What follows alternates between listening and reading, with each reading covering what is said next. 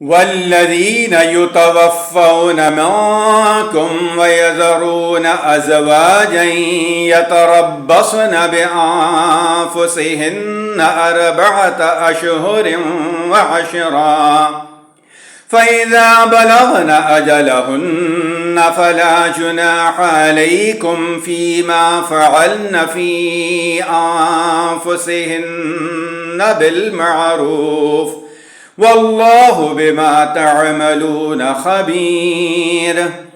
ولا جناح عليكم فيما عرضتم به من خطبة النساء أو أكننتم في أنفسكم، علم الله أنكم ستذكرونهن ولكن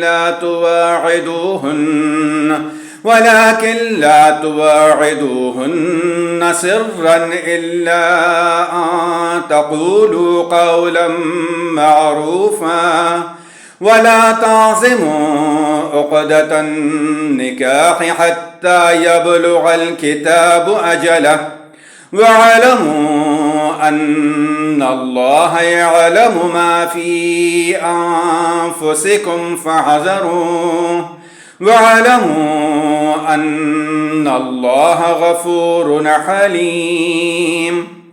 لا جناح عليكم إن طلقتم النساء ما لم تمسوهن أو تفرضوا لهن فريضة، ومتعوهن على الموسع قدره وعلى المقتر قدره متاعا بالمعروف حقا على المحسنين.